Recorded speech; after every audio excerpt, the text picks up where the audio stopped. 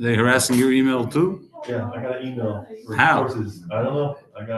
They sent me an email for courses. No good? No, it's a great thing, but you're not in that department yet. Okay. We'll get there.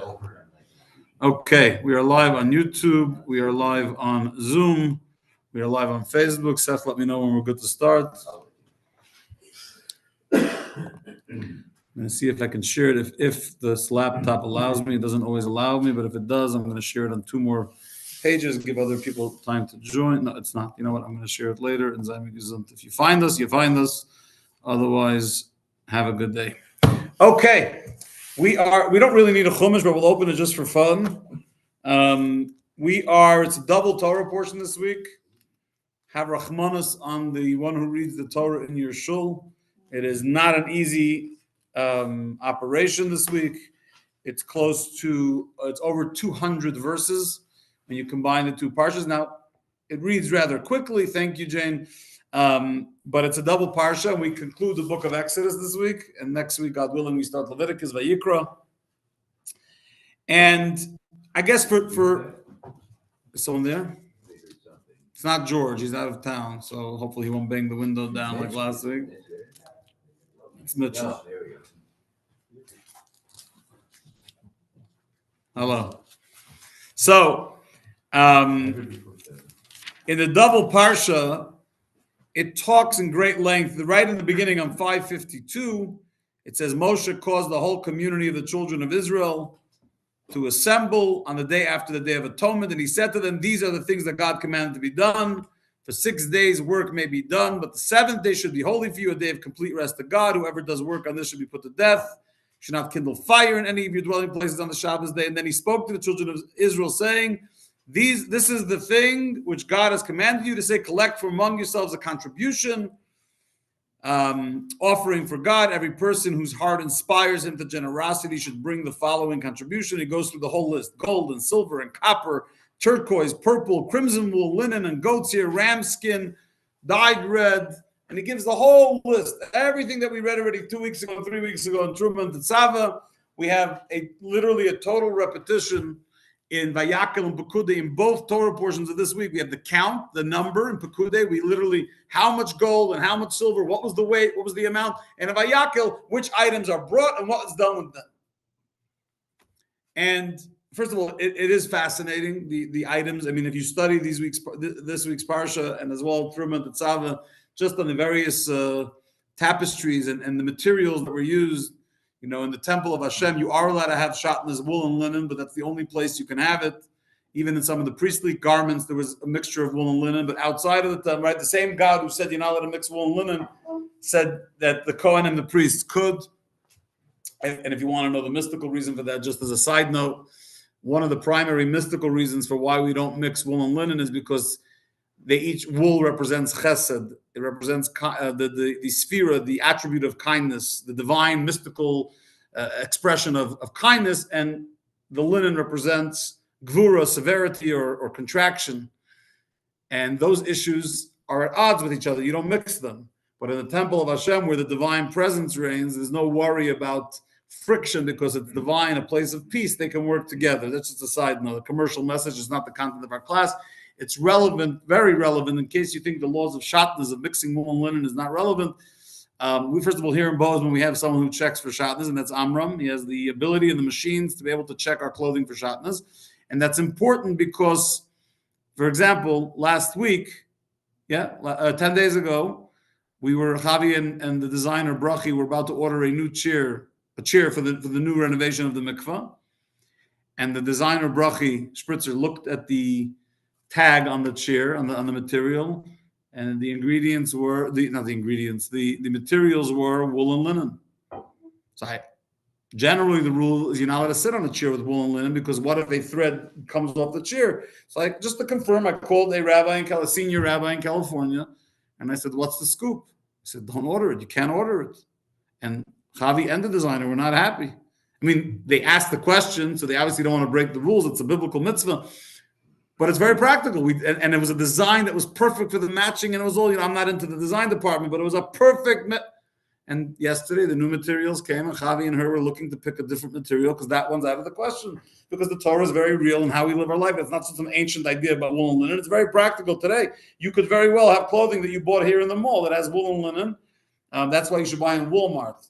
Because when you buy in Walmart, you guarantee the clothing's not made from wool or linen. It's made out of plastic, and you should be fine. There shouldn't be any issues of shatnas or any other issues. You might have other issues. You might have skin disease later from wearing it, and you might get the paint from China stuck on your arm, but that's a side issue. Anyhow, now that I'm done my tangent and we concluded the issue of shatnas and the chair, I want to share with you an idea that I found to be very fascinating.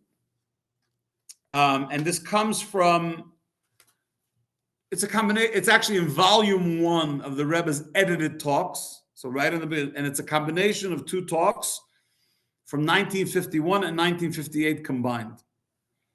And the Rebbe says, in general, the rule is in Judaism and Torah that there is no repetition. The Torah is not fluff. When people talk, they love, including yours truly, when you stand at a podium, you like using adjectives. Filthy, dirty, gross, disgusting, inspiring, enlightening. Right? That's how people talk. That's the world we live in. Unless you're a calculated, cold-blooded professor who's counting every word out of your mouth. Normal people want to, especially when they're passionate, they use adjectives. But God doesn't use adjectives. God does not say things repetitive. There's no reason for repetition unless there is a reason for repetition. And every word is to perfection. Every letter in the Torah is exact. And yet here, when you come to our double Torah portion, Vayakel and Pekudei, it blows the mind. Why? My father-in-law said today when he was talking to me in Chavi, Rabbi Block, he said, I have a child who's married for 20 years. It blows the freaking mind. I said, now that's a rabbi line. We should make a blow the freaking mind. That's Rabbi Block's message, right? And when you look at Vayakel and Pekudei, it blows your mind. Why? Because you cannot think of a more repetitive 2 parshas from the whole Torah. It's insane of how much repetition there is. 2 weeks ago, we read Parshas Tetzaveh. 3 weeks ago, we read Parshas Truma. Truma is about the items that are used in the building of the tabernacle. Tetzaveh is a portion that talks about the clothing and the priestly garments. Everything we're reading in Vayakel and Pekudei this week, which items to donate and what they did with it and how they weaved it and how the women were weaving it in this very unique way with the goat hair and how they created the tapestries and the curtains and the roof and the ceiling, and then Pekudei about the numbers, how much gold, how much, it's all already mentioned in Exodus. We already mentioned it in all its detail. Why couldn't the entire double portion of this week said, and the Jewish people did exactly what Moses told them to do? One verse, you got the whole thing. Instead of 200 plus verses, you could have just said it in one. And actually, this similar question can be asked about Parshas Nasai. So in about 10 weeks, we're going to arrive, probably the beginning of the summer or midsummer, we're going to arrive into the, not midsummer, in June, we're going to arrive to the book of Numbers, Bamidbar. The second portion of Bamidbar is Nasai. Naso is the longest Torah portion in the whole 5 books of Moses. And when you get to Naso, it speaks about that after Moses finished putting up the tabernacle, the 12 tribes, the leaders of each of the tribes, brought a unique offering on the inauguration. And each tribe, and it mentions each tribe. But when you read the actual reading, every single one of the 12 tribes, the verses are identical, except for the name of the leader of the tribe. By the way, just for the record, for rabbis reading the parsha, it's a wonderful parsha. Because as long as you memorize the tune, the trup, the melody for one of them, I could say to my karas, it's wonderful. But for a person studying, and you were told in Genesis already that in Judaism we don't do repetition, and yet you couldn't tell us in Nasai that this is the offering that the leaders of the tribes did, and each one did the exact same thing. You had to repeat the exact same 5 or 6 verses for each one of them that are literally verbatim. And the answer to our question about the tabernacle is the same answer regarding the offering in the same thing as regarding the offering in Numbers with the tribe, the leaders of the tribes offering. And that is superficially, if you look at the parsha just from the outside perspective, it looks like, oh my gosh, it's repetition. But really it's not. Because let's start with numbers for a minute. Each one of the tribes represented a certain style and form of service in their connection to Hashem. So yes, the actual sacrifice was exactly the same, but it really wasn't. Because while the physical object was the same, the physical animal, the physical incense was the same, the person, the leader of the tribe who's representing the characteristics and the uniqueness and the personality and the style and the mannerisms of that particular tribe and how they serve God, his neshama, his soulfulness, his heartfeltness, that wasn't something that's the same. Each one of them was different. So maybe the physical object was the same, but the heart and soul devoted to the sacrifice, to the offering, to the process was very, very different. It showed up differently. Take it to our parsha. The Rebbe says something incredibly powerful. There's an inner tabernacle and there's an outer tabernacle. And the outer tabernacle looks the same, meaning you got to build it a certain way, and we're instructed how to do it. And if you just look at our parsha versus Truma and Tetzaveh, it looks the same. Except in Truma and Tetzaveh, a few weeks ago, Moses was showing them what the tabernacle looks like on high. And what he was really telling them is that within themselves, they have to learn to build an inner tabernacle within themselves. Every Jew, every tribe, but every individual, it's not just about the actual building. It's about what are you doing internally to build a structure for divine presence in your life. Of course, in our Torah portion, Vayakan L'Bakudei, it tells us the practical thing. They actually built the tabernacle, a physical, materialistic tabernacle. They actually brought the items. This is what the gold weighed. This is what the silver weighed. This is what the copper weighed. And by the way, gold, silver, and copper represents different types of Jews. It represents a tzaddik Jew who's gold. It represents this. Tzaddik gold, which represents the Baal Tshuva, the person who does tshuva, the kesef, the Jew, the silver Jew. And then there's the copper Jew, which is the wicked Jew. But in our parsha, it's talking about building the actual tabernacle. And it's important for us to know that in Judaism, at the end of the day, whatever you're doing spiritually, you got to actually get the job done. And the job done here is to actually put up an edifice for God, a physical structure that follows the exact instructions that God gave Moses to the Jewish people with the exact tab. I don't have linen, I don't have wool, I don't have crimson wool, so I'm going to use whatever the other option is. And you probably know the materials better, whatever, hemp, of course. So you have to build a structure. And the Torah is telling us that they did exactly, and that's why it's not repetition. This week's Torah portion, the double Torah portion, tells us the practical manifestation, how they actually did it, and what the physical, materialistic reality of that was. Truma and Tetzaveh was Moses telling the Jewish people that when you're going to build that physical tabernacle, God doesn't just want your building. He wants you. The building is not a metaphor at all. The building is a channel that he gave you an opportunity to utilize this channel to connect. But the ultimate connection has to come from within. The tabernacle that you really need to build is within yourself. And if you're missing that, you've missed it all. If you remember 2 weeks ago in the Torah portion, the Shabbos before Purim, we read that second Torah, Zachor, to remember Amalek. And then for the Haftarah, we read the story of King Saul and Agag, which I think Mick spoke about it, I think, at lunch as well. But in the Haftarah, that's what we read. And there's a famous line there, and I still remember my teacher in yeshiva in the basement. We had a yeshiva when I was in Detroit, and the actual the building, we used an old shul. Funny enough, connected to the parsha or not, the shul was called Mishkan Israel, the Tabernacle of Israel. That was the name of the shul. It's an old Orthodox shul on 9 Mile Road in Detroit, a shul that only Jews can keep such an edifice. It was beaten.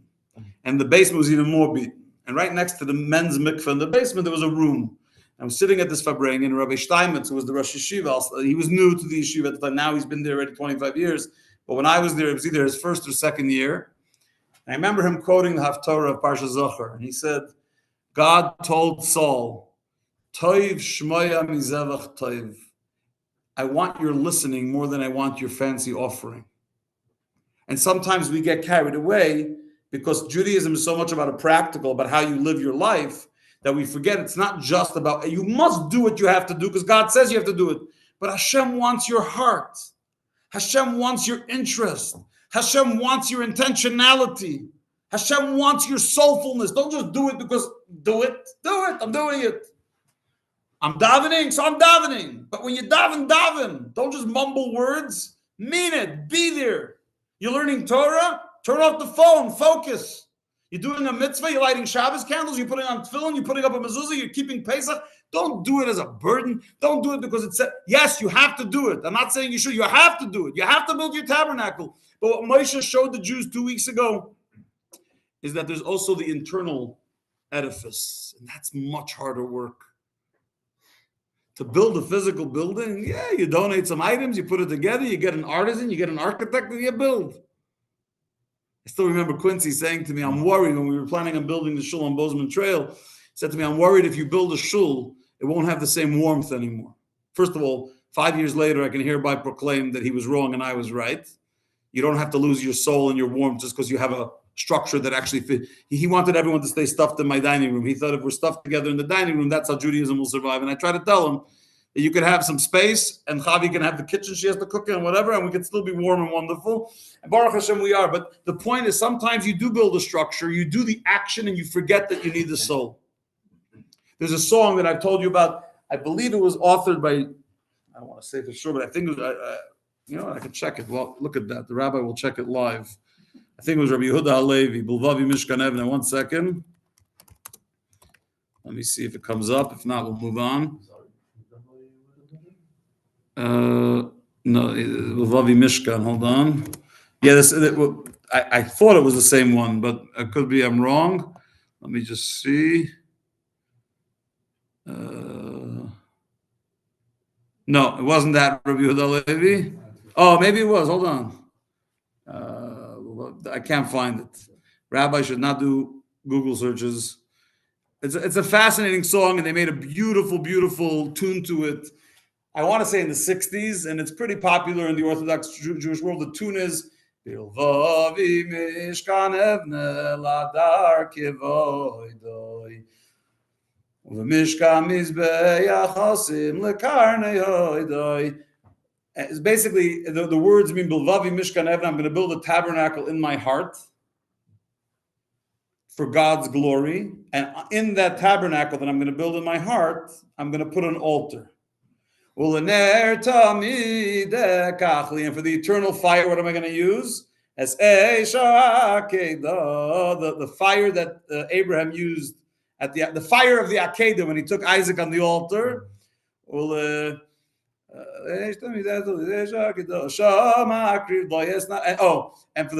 then I'll burn the evil inclination, and I'll let my soul fly up to Hashem. If you ask me after class, I'll send you the actual. It's beautiful. The tune is epic. It's one of my favorite Jewish tunes, and the words are very, very powerful. And the point is that sometimes we forget that building that tabernacle is not just on the outside; it's on the inside. And therefore, the key to all of this is that every person's divine service matters, right? Because otherwise, why did Moses have to give us a spiritual structure for the tabernacle? He could have just given us this week's parsha. Here's what you have to build. Bring the stuff and build it. No, he did it twice because it's important to build the inner tabernacle too. It's Moses is telling us we need to have an inner tabernacle. In other words, your particular service, the way you're going to show up with your talents, and with your abilities and your particular attributes and your particular mannerisms and your particular personality, you're going to show up in the service of Hashem. And so inner tabernacle, outer tabernacle. So of course, at the end of the day, it says in our parsha, it says, what's the words it uses there? Mishkan. These are the countings, the numbers of the Mishkan. Mishkan ha'edus. This is the counting of the tabernacle of the testimony. Why does it say the word tabernacle twice? Because there's two. There's the inner tabernacle and the outer tabernacle, and they're both equally important. But in a day like today, when we don't have an outer tabernacle, doesn't mean there's any less inner tabernacle. Besides, it's not just about the tabernacle, it's about getting the job done, doing the actual mitzvah, the actual action, but not letting that in any way stop you from doing the inner work, just to make you a better person. I was sitting yesterday outside of Manny's therapy appointment, waiting for him to be finished, and I just turned my head and looked outside. It's on the west side of town, and I saw the wind was kicking up in the afternoon. I saw a tree just rustling, back and forth. And I had a moment there. It was like, I see 1,000 trees an hour. It was just this moment like, look how incredible Hashem is. Look at that. He has a whole world to worry about. The Strait of Hormuz, the rockets landing here. He's saving Jews every day in Israel with his incredible miracles. But look at that tree moving. And I had this, like 2 minutes, I just sat there pondering what you would call a silly tree on top near a building on the west side of town. Yet it's not silly at all. I realized that so much of life, including for myself, we don't spend the time to pause and just look at the miracles around us, right? The inner tabernacle, the inner work of seeing Hashem, pausing to see Hashem, pausing to look at a bird, pausing to contemplate the greatness of Hashem, which the Alter Rebbe writes in Tanya so many times about contemplating the greatness of Hashem, but we're too busy. Even sometimes busy doing mitzvahs. We're busy doing instead of also focusing inward. And yes, of course, at the end of the day, you got to get the job done. That's why in our parsha it says, Moshe completed the work. And then it says that's when the cloud of glory came upon the tabernacle. So at the end of the day, you got to do the job the way God said so. But don't forget that what Hashem wants in all of this is our heart. And that really brings me, I know we're still, it's crazy. We're 3 weeks away from Pesach. It's nuts. It's going to be the longest 3 weeks of your life. And that's a good thing, because it can't come quick. I have too many things going on. We have a lot to get ready for Pesach. It can't come tomorrow. But if you think about Pesach, on the one hand, it's this collective exodus from Egypt. But one of the things we say in the Haggadah is B'chol doir v'doir, chayev adam. In every generation, a person is obligated, liros et atzmai, to see themselves, ke'ilu hu yatza hayoim mitzrayim, as if they left today from Egypt. What does that mean? I was born in New York, went to yeshivas around the world, got married in Texas, moved to Montana. I've been here for 19 years. Tonight, actually, is 19 years from when Chavi and I moved to Montana, because we moved here the morning after our first wedding anniversary, and we're married today was 20 years. So tonight, Chav Gimel the 23rd of Adar, 19 years ago, we landed in the Bozeman airport. Quincy and Ray were waiting for us at the bottom of the escalator, and they took us to the Holiday Inn where we had a room booked for the night. And the next morning, that was on a Tuesday night, and the next morning, Wednesday morning, we got the keys and we went into our house on Huffman Lane, and the rest is history. But that was 19 years ago tonight. So you tell a guy like me that I never went to Egypt. I don't want to go to Egypt. I was told by the Bible not to go back to Egypt, keep me away from Egypt. Right? Jackie Mason said he goes to Paris every year to visit those parasites. So you don't want to go to certain places you don't want to go. I don't want to go to Egypt. Sorry, Stefan, I take it back. I'm sorry. I forgot we have French representation here. I take it back. I'm sure I've been to France. The Eiffel Tower is incredible. Now, I'm going to get back to what I was saying. I said it's okay. So you'll catch up later. The point is, it's after hours. Just let it go. So the point is, I don't want to go. So why you tell a Jew like me or like you that every generation says, I left Egypt? What do you mean I left Egypt? But the key, the real story of Pesach, and I think so often the Seder and the hustle, bustle, and the matzah, and the mor, and the prepping, and the cleaning, sometimes it's easy to forget what it's about. And so it's important not to. So 3 weeks in advance, we should talk about it. And what I'm saying is that, yes, you got to do the cleaning because God said so. And yes, you have a biblical obligation to rid your house of all chametz and make sure it's kosher for Passover. And yes, you come to the Seder. And yes, you sit through the Seder. And yes, even my children come to the Seder because it's late at night. But that's the point. They should have questions and you should give answers. And there is the collective program. But it's really about your personal journey to freedom. What is holding you down? What is keeping you in slavery, enslaved? What is keeping you in bondage? For For Chaim Brook, stress. I have anxiety. It hasn't been diagnosed, although it probably should be. I have anxiety. I have things that need to get done. I think life is short. I have a short time to get it done. There's too much on my plate, or there's a lot on my plate, and I have anxiety because I want to be in control. And guess what? I'm not in control. Sunday night, we filled the mikveh with water. Sunday morning, actually, I filled the water. Sunday night, I came back from Bridger. I turned on the filter. It's going to heat the mikveh because someone needed to use it Monday night. And then I came to the utility room, and the pump was leaking. Now, the pump wasn't leaking when we started the construction, but it turns out this non-machinist rabbi didn't know, and nor should I have known, that sometimes when you turn off a machine after 18 years of using it, the gaskets get dry or something, so we got a new pump. I was very proud of myself because in my heart, initially, I was like, that's it. Another thing on my head, I need now a pump. It wasn't enough. I had the $300,000 to raise for the mikvah. I need a pump on my head now. Then I'm like, you know what? Out of my control. We'll get a new pump when we get a new pump. Now, it turns out my guy, James, was in my house. He slept in my house because he was there working till 1:30 in the morning and back at it at 5 a.m. trying to fix it. It didn't succeed. So we got these immersion heaters that you stick in the water that are made for animal troughs. It didn't work so much. Maybe got it up a few degrees. It was still very cold. And the woman using the mikveh had to use it in the cold. My point is, the new pump went in today. The mikveh is now hot. Now, the normal version of me would have spent 3 days with my head exploding. What I'm trying to do is free myself from that. And it's a struggle every day.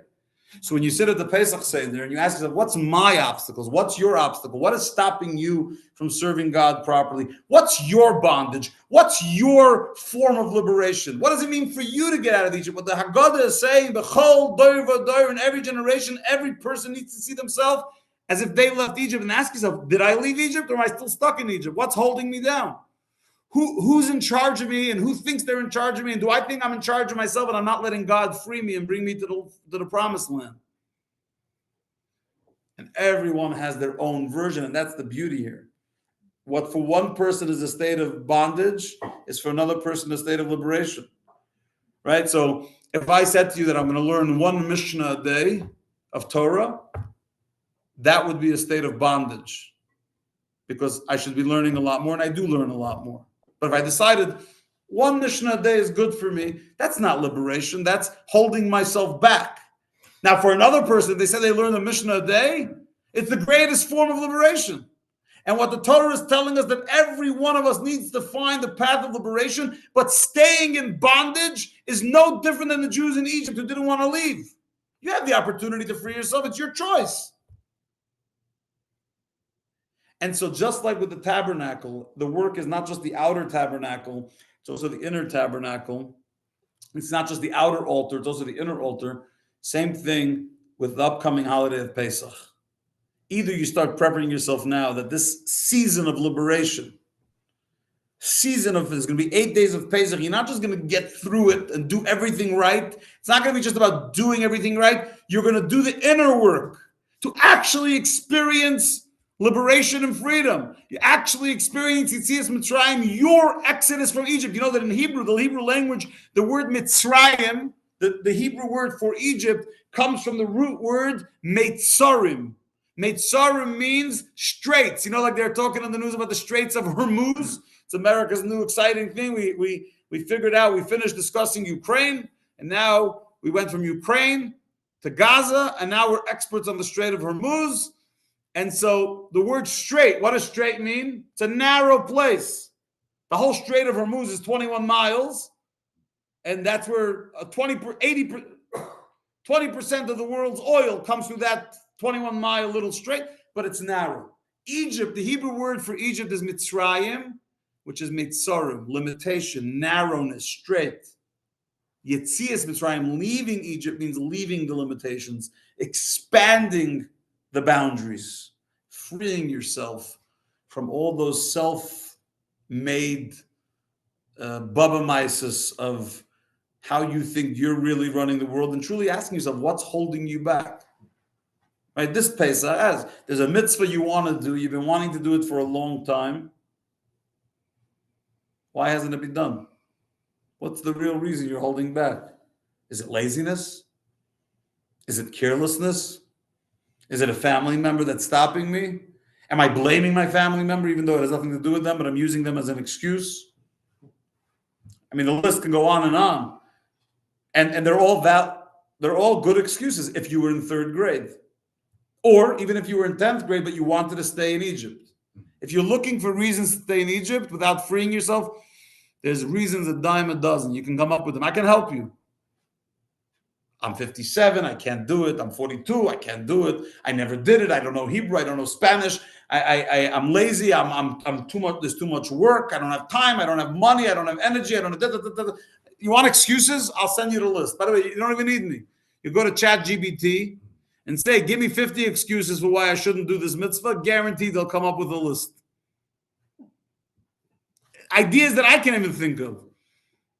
But ask yourself, is that what you want? You want an excuse for staying status quo, for reaching a plateau and never growing? Or do you want to have reasons to free yourself? When I was 40 years old, I turned 40. Were you here for my 40th birthday? You guys weren't living here, but I had a big 40th birthday, and I realized in December of 2020, I think it was 2021, that I'm 40 years old, and I've never done exercise in my life. And nor did I ever plan on it. It's like, you know what? I'm 40 already. You're not going to start now. Except that May, 3 or 4 months later, I hired a coach, or whatever they call it, a trainer. And now, 4 years later, I don't miss my weekly sessions. There are things I can do with my body, like just simple things, like reaching to the back seat of the car, not pulling 4 muscles, trying to find something in the back seat. Or sitting down and what are they called? Crossing your legs if you want to sit with your kid on the floor without feeling like you're going to get, Charlie horse for 2 months because you sat down on the floor for 4 minutes. So I'm not doing yoga and Pilates or hot yoga, whatever you do over there. I'm not doing pickleball. But the idea that you can't break those boundaries and do something that you never thought possible and then do it, that's just the mindset. And the greatest redemption from Egypt is not when we left Egypt physically. It's when each of us gets to choose to leave the internal Egypt. So I get the anxiety about whether China is in a war with Iran. But 99% of that worry, for me as well, because I have similar travel anxiety, it's all right here. And by the way, even if there was a war, it wouldn't affect you. And my point is that so often we create these scenarios. You say, because it's her, but I'm sure she has a list of ahas for you of the limitations that you have found, right?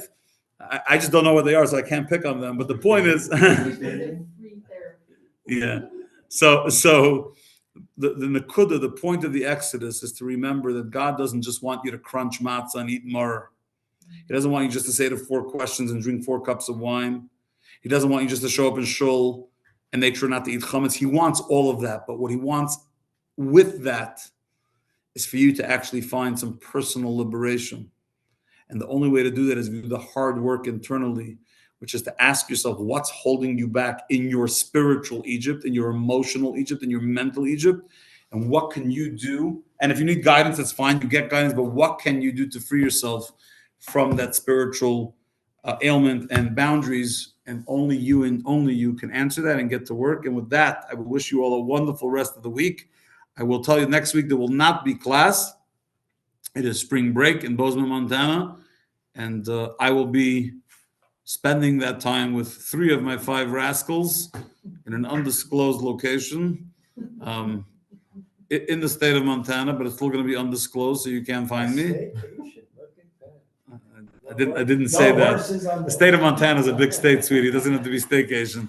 But next Wednesday night, there will not be class, but we'll see you back here the week after that as we get into our final class before Pesach. Sei gesund, be inspired, be uplifted, be liberated.